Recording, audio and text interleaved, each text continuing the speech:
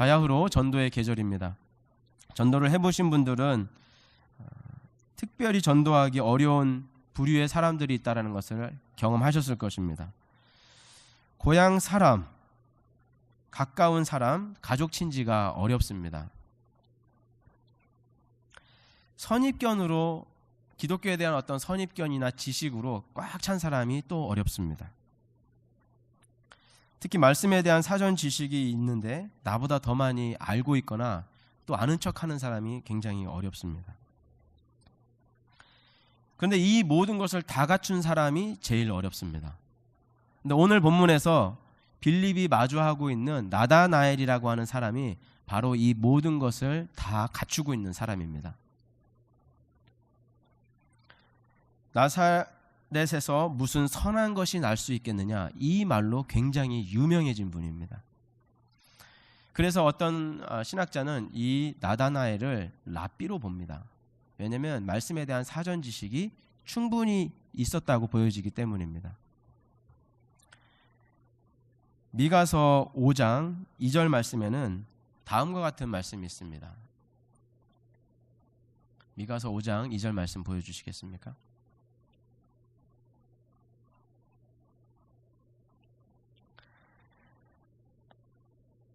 진짜 저도 글자가 잘 안 보이네요. 네, 5장 2절 이쪽으로 보겠습니다. 베들레헴 에브라다야, 너는 유다 족속 중에 작을지라도 이스라엘을 다스릴 자가 내게서 나올 것이라.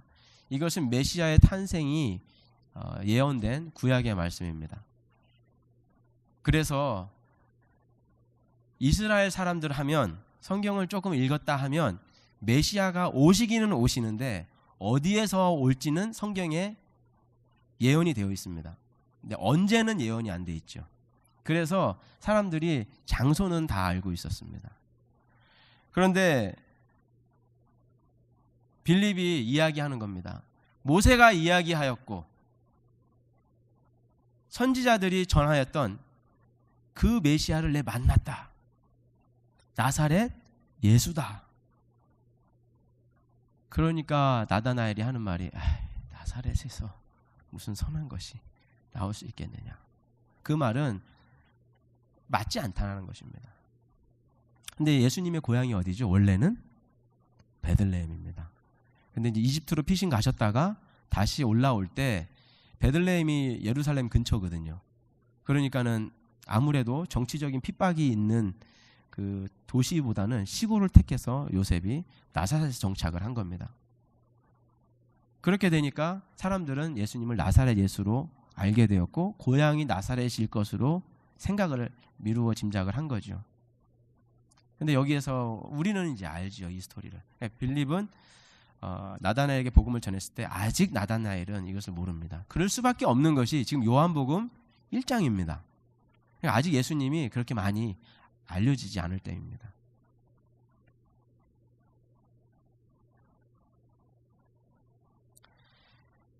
나사렛이라는 지역에 대한 선입견으로 가득하지요. 말씀에 대한 지식이 있으니까 아무래도 이런 사람들은 전도하기가 부담스럽고, 그런 사람들 역시 믿기가 어렵습니다. 이런 것이 다 해결이 돼야 되잖아요. 그런데 예수님의 한마디에 그가 무너집니다. 굉장히 놀라운 사건이 일어납니다.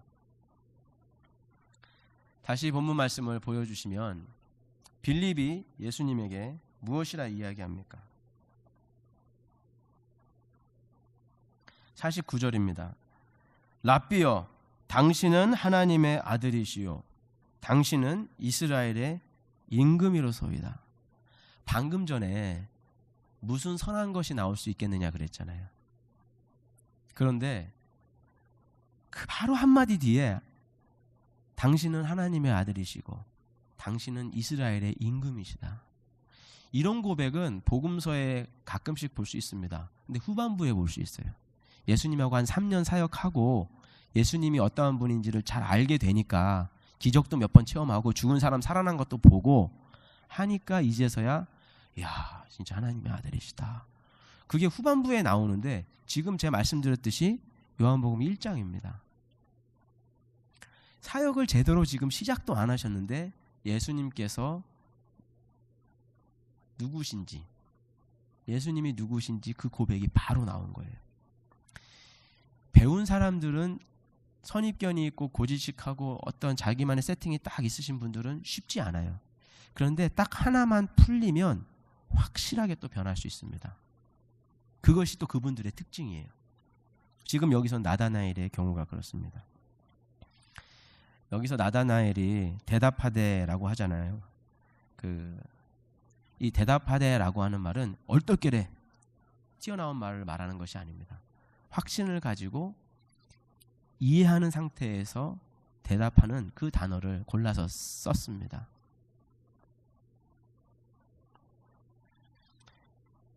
이 예수님과의 대화에서 나다나엘은 굉장히 커다란 깨달음이 있었고 그것이 본인에게 있어서는 확신의 고백으로 된 것입니다.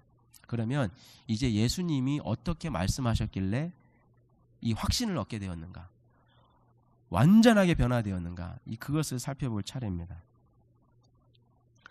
예수님께서 하신 말씀 다시 한번 살펴보시면 성경이 쓰신 분들은 48절 말씀 같이 한번 보시겠습니다.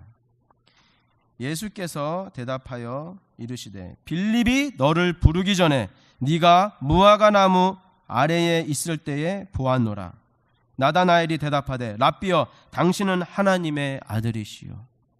한마디 하셨습니다. 그 마디가 그 말씀이 어떤 말씀이냐면 빌립이 너를 부르기 그 전에 네가 무화과 나무 아래에 있을 때 내가 봤다.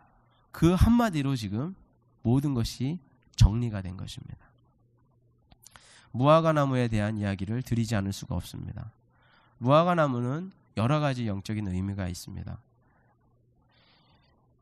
이 본문과 관련해서 가지고 있는 그 의미는 두 가지입니다.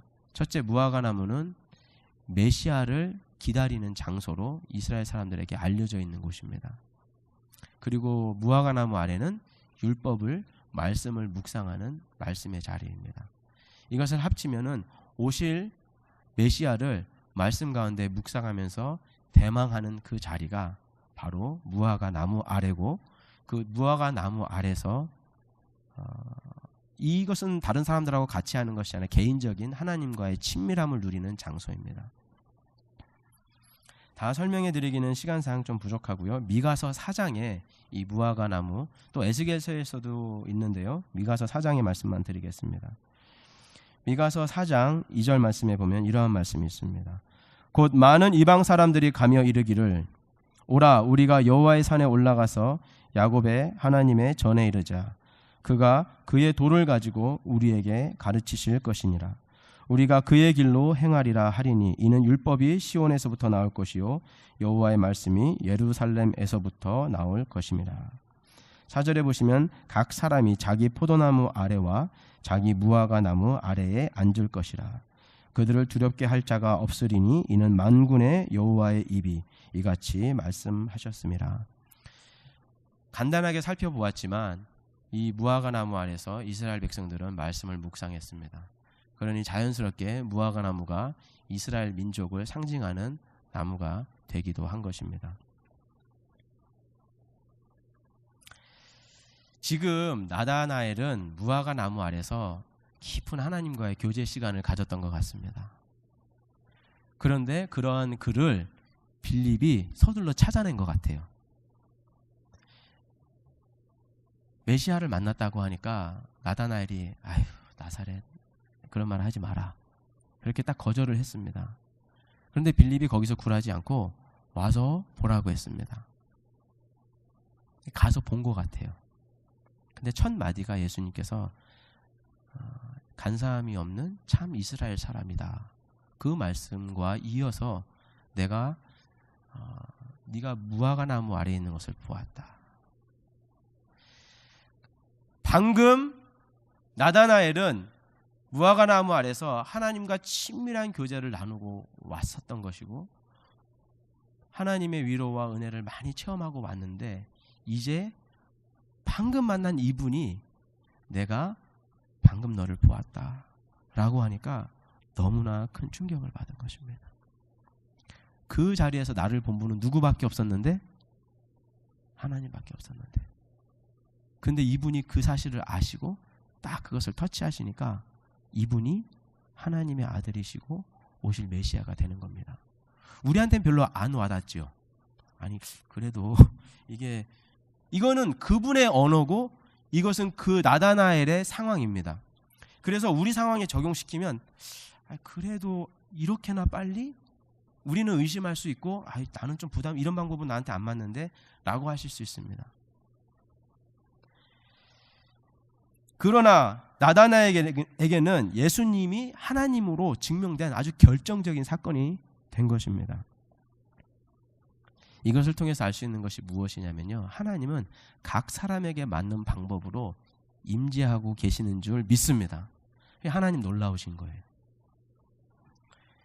어메이징 그레이스의 작곡자 존 뉴턴은 행실이 삐뚤어진 젊은이였습니다. 11살 때부터 아버지를 따라 항해를 하게 되었고 주변에 나쁜 영향을 많이 받게 되었고 나중에는 방탕한 삶을 살다가 감옥에도 갇히게 됩니다. 그래서 사람들로부터 완전히 구제불능이라는 낙인이 찍히게 되었고 노예선에서 노예들을 실어 나르는 일을 할 수밖에 없는 처지에 빠지게 되었습니다. 노예무역을 끝내고 고향으로 돌아오는 길에 큰 폭풍우를 만나게 되었고 배가 파손하게 됩니다. 어머니가 신실한 기도를 올렸던 것을 기억해내서 다급한 상황에 그는 무릎 꿇고 주님께 구원의 기도를 올립니다. 그가 한 기도는 하나입니다. 주여 나에게 자비를 베푸소서. 이것이 바로 그의 나이 23세 때인 1748년 5월 10일입니다. 노예 무역상으로서 지난날 지었던 추악한 죄들이 낱낱이 떠올랐습니다. 그가 흘리는 선상에서의 회개의 눈물은 휘몰아치는 폭풍보다 더 격정적이었다라고 기록이 되어 있습니다. 당시의 목사는 굉장히 되기가 어렵습니다. 그래서 목사가 되기 위해서는 글을 배워야 했고 라틴어부터 시작해서 언어들을 배워야 했고 쉽지 않은 상황이었습니다. 그는 직업을 다른 직업으로 바꾸고 목사 수업을 철저하게 준비해 가면서 나중에 목사 안수, 처음에는 목사 안수가 거절되었어요. 근데 나중에 목사 안수를 끈질기게 도전하고 준비해서 인정을 받아서 목사가 됩니다. 그리고 15년간 굉장히 유명한 그 교구의 담임 목사로 본인의 생애를 목사로서의 생애를 시작하고 거기에서 마치게 됩니다. 15년간 성공적인 사역을 감당하고 그가 감당하는 동안에 거의 매일 반복해서 사람들에게 했던 이야기가 다음의 이야기랍니다. 가장 무지하고 가장 비천하고 가장 무참히 버려진 노예 중에 하나인 내가 아프리카 연안의 참혹한 생활로부터 건지워져 마침내 세계 도시 중에 으뜸가는 교구의 목사로 지명된 것은 여기서 그러한 은혜를 증거할 뿐만 아니라 그 은혜의 특이한 증거와 기념으로 서기 위함이요 역사 설교 및 저수를 통하여 널리 세계에 그 은혜를 나타내기 위함이다. 이분뿐만이 아니라 성경 다음으로 많이 팔렸다고 알려진 철로 역정이라는 책을 지은 존 버녀는 그의 회심의 과정이 또한 독특합니다. 그가 적은 글에 죄인을 향하신 하나님의 넘치는 은혜라는 책이 있습니다. 거기에 그는 다음과 같은 이야기를 하고 있습니다. 어느 날 하나님의 선하신 섭리 가운데서 나는 베드포드로 가서 일을 하게 되었습니다. 그 도시의 어느 거리에서 서너 명 가난한 여인들이 햇빛을 쬐면서 앉아서 하나님의 일들에 관한 이야기를 나누고 있었습니다. 그들은 자신들의 마음이 얼마나 비참한 상태에 있었는가, 그들의 불신앙의 상태들을 말하였고 그들 자신의 의를 모멸하고 또한 혐오하였습니다. 마치 그런 의가 어떤 선도 행하기에는 더럽고 불충분한 것처럼 말하였습니다. 그리고 그들은 마치 기쁨에 겨워서 말하는 것처럼 나에게 느껴졌습니다. 이것 때문에 나의 상태가 아무것도 아닌 것처럼 느껴지는 것 같이 내 마음이 흔들리는 것을 느꼈습니다. 존 버녀는 여인들의 대화하는 이야기를 듣다가 마음이 극심하게 흔들리는 회심의 경험을 하게 됩니다. 한경직 목사님이라는 분 많은 분들이 알고 계실 것입니다. 한 목사님은 다음과 같은 질문을 받으신 적이 있습니다. 청년 한경직이 숭실학교에서 이학 전공을 하다가 언제 어디서 하나님으로부터 목회자로 소명을 받았습니까? 이 질문을 받으셨는데 간단한 대답을 하셨습니다. 방위량 선교사님 여름 피서처에서 일하다가 구미포 해변에서 홀로 산책 중. 이번에 답입니다. 그리고 이 산책하던 중에 깊은 고뇌와 암담한 조국 현실의 고통 가운데 소명을 받으심. 이분은 해변을 홀로 산책하시다가 조국을 생각하시면서 소명을 깨닫게 되신 것입니다. 누구는 물에 빠져서, 누구는 여인들의 대화를 듣다가, 누구는 홀로 산책하다가 깊은 영적인 고뇌와 하나님의 임재 그리고 소명을 체험한 것입니다. 하나님은 각 사람을 각기 다른 성격을 주시고 다른 모양으로 창조하셨습니다. 당연히 각 사람에게 다양한 모습으로 그에 맞는 복음의 빛을 비춰주십니다. 요한복음 1장에는 무엇이라고 말합니까? 참 빛, 곧 각 사람에게 비치는 빛이 있었다고 증언하고 있습니다. 지금 예수님은 나다나엘만이 알 수 있는 그에게만 빛이 있는 참 빛으로 다가가고 계십니다. 이 시간 이 자리에 앉으신 모든 분들에게 그 예수님의 참 빛이 여러분에게 한 분 한 분에게 비치시기를 예수님의 이름으로 축복합니다. 이번 주 전도하러 떠나시는 전도자들에게 말합니다. 전도는 하나님이 하십니다. 성령님이 하십니다. 예수님이 하십니다. 나의 전도의 주체는 바로 하나님입니다. 나의 전도의 방법보다 하나님이 언제나 더 우선하십니다. 그 어떤 전도지나 전도 방법보다 참 빛으로 비추이는 예수님의 그 빛이 언제나 더 강력합니다. 그래서 언제나 우리는, 그리고 우리의 전도는 철저하게 하나님만 드러냅니다. 성령님의 인도하심을 따릅니다. 감정이 아닌 믿음으로 순종합니다. 그래서 전도가 힘들 때, 그때라도 우리는 결코 낙심하지 않습니다. 오히려 낙담할 일도 아닙니다. 더 의지하고 더 신뢰할 수 있는 계기가 주어진 것입니다. 믿음이 없이 하나님을 기쁘시게 할 수 없습니다. 그래서 우리는 믿음으로 날마다 하나님 앞에 나아가는 믿음의 자녀들입니다. 어차피 내가 하는 것이 별로 없습니다. 성령께서 하실 것입니다. 그래서 약할 때 더 담대할 수밖에 없습니다. 할렐루야. 내가 나된 것은 지금 돌이켜보면 나의 공로가 없잖아요.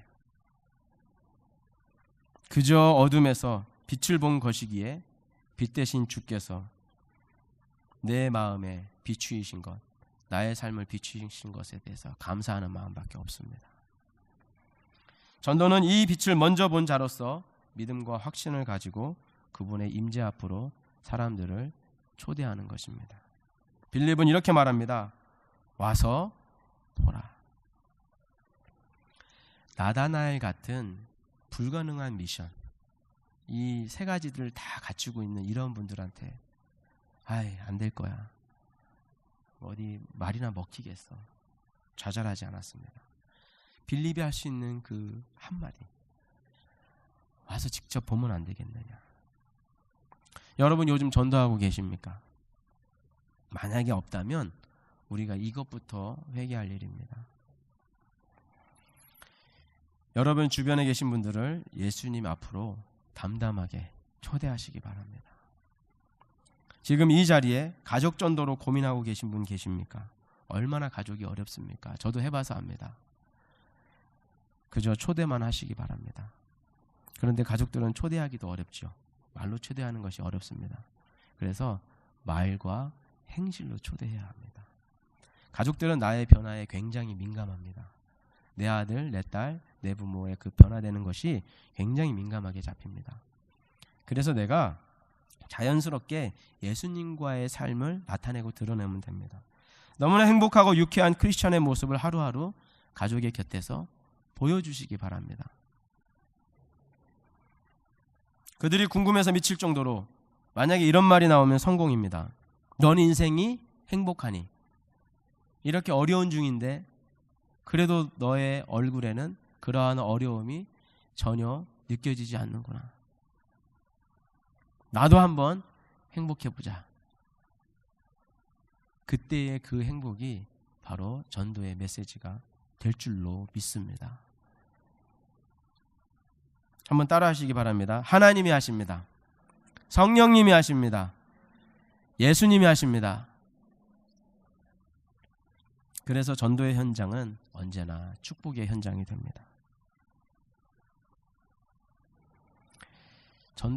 저도 우리 성도님들 7분들과 그리스 선교를 다녀오지 않았습니까? 선교의 현장, 전도의 현장 다녀오면 축복이 하나가 주어집니다. 여러 가지 축복이 많은데 지금 이번 주와 다음 주에 나눌 그 축복의 말씀은 이것입니다. 오늘 하나의 축복만 설명해 드리고 우리 마무리하고 기도하는 시간 갖겠습니다.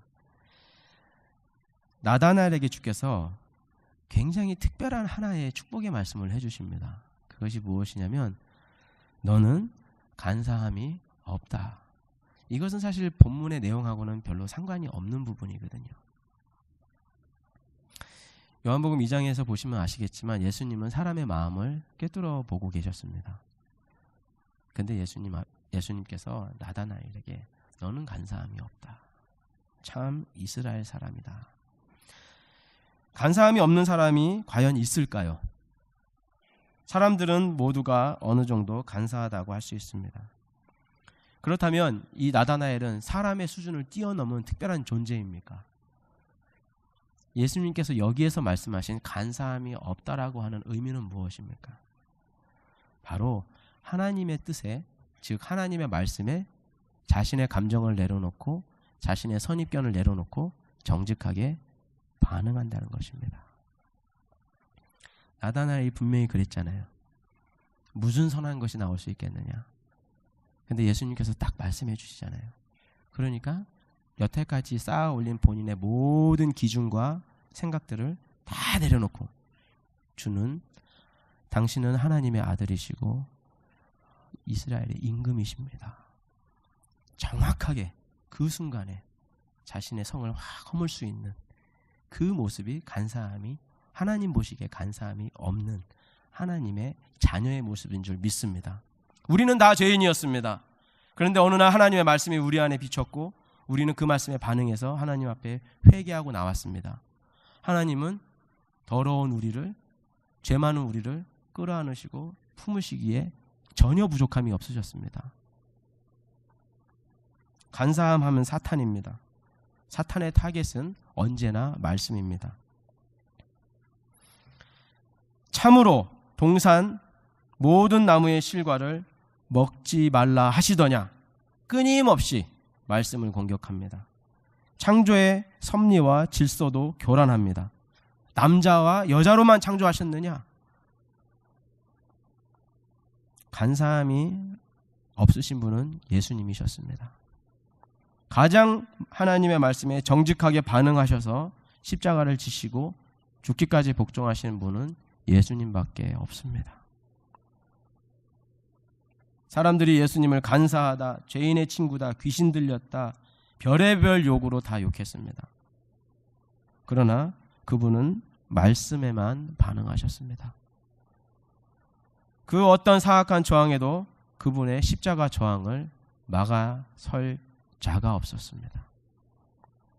하나님은 당신의 말씀하신 바를 간사함이 없는 말씀에 순종하는 백성들을 통해서 언제나 이루어 오셨습니다. 예수라는 이름의 뜻이 무엇입니까? 자기 백성을 죄에서 구원할 자입니다. 간사함이 없는 참 이스라엘은 예수님 닮았다란 말입니다. 나는 오늘 예수님 닮았습니까? 나는 내 생각에 반응합니까? 하나님의 말씀에 반응합니까? 나는 내가 쌓아 올린 학식에 반응합니까? 경험에 반응합니까? 고정관념에 반응합니까? 아니면 하나님 주시는 말씀에 반응합니까? 전도는 말씀에 반응하는 사람을 찾아내는 과정입니다. 말씀에 반응하는 사람을 찾기 위해 나의 간사함을 내려놓는 시간이 바로 전도의 시간, 선교의 시간인 줄 믿습니다. 내 마음도 내가 어찌하지 못할 때가 있습니다. 겸손하게 하나님께 엎드려야 될 때인 줄로 믿습니다. 이 시간에 다 같이 기도하시겠습니다.